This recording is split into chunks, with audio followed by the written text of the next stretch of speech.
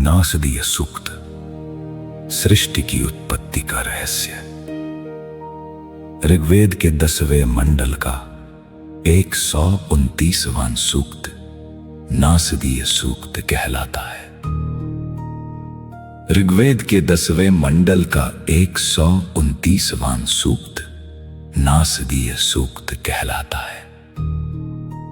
सृष्टि की उत्पत्ति के पहले था क्या था? सृष्टि की उत्पत्ति कैसे हुई? नासदीय सूक्त बताता है।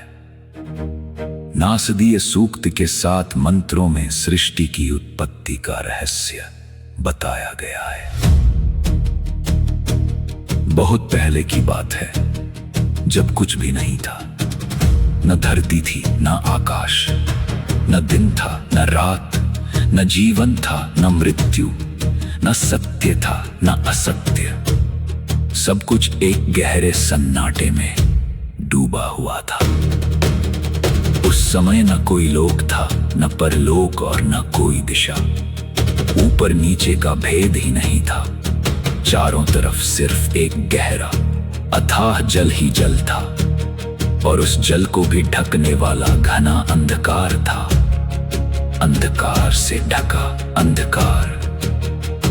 उस समंदर जैसे सन्नाटे में एक ही चीज थी, वो अपनी ही भीतर की तपस्या से, अपनी ही प्राण शक्ति से सांस ले रहा था। उसके अलावा वहां कुछ भी नहीं था।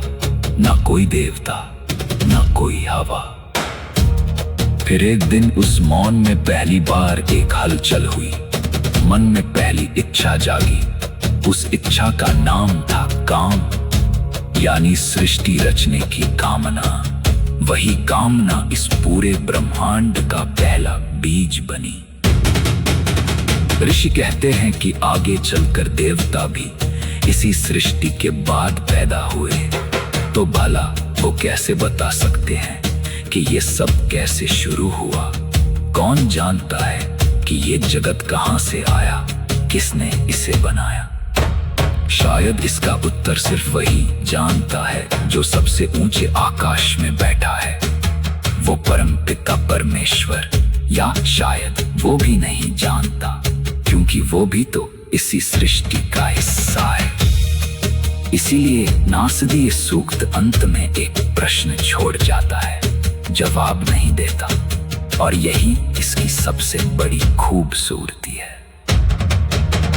नासदीय सूक्त हमें सिखाता है कि सृष्टि के पहले कुछ और कुछ नहीं, दोनों नहीं थे। सिर्फ एक रहस्य था, और उस रहस्य से निकली एक इच्छा से ये पूरा ब्रह्मांड बन गया। सृष्टि की उत्पत्ति के पहले था क्या था?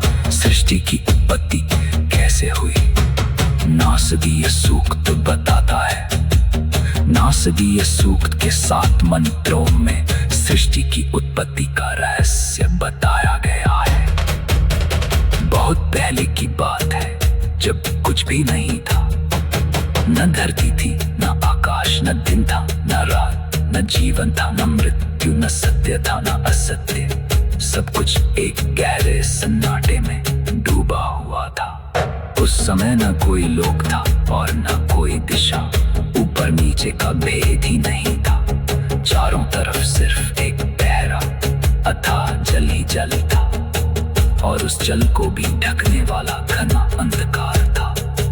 अंधकार से ढका अंधकार। उस समंदर जैसे सन्नाटे में एक ही चीज थी, वो अपनी ही भीतर की तपस्या से, अपनी ही प्राण शक्ति से सांस ले रहा था। उसके अलावा वहां कुछ भी नहीं था।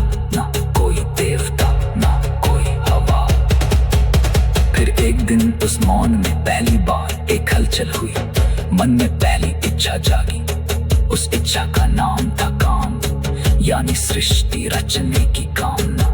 वही कामना इस पूरे ब्रह्मांड का पहला बीज बनी। ऋषि कहते हैं कि आगे चलकर देवता भी इसी सृष्टि के बाद पैदा हुए। तो भला वो कैसे बता सकते हैं कि ये सब कैसे शुरू हुआ? कौन जानता है कि ये जगत कहां से आया, किसने इसे बनाया?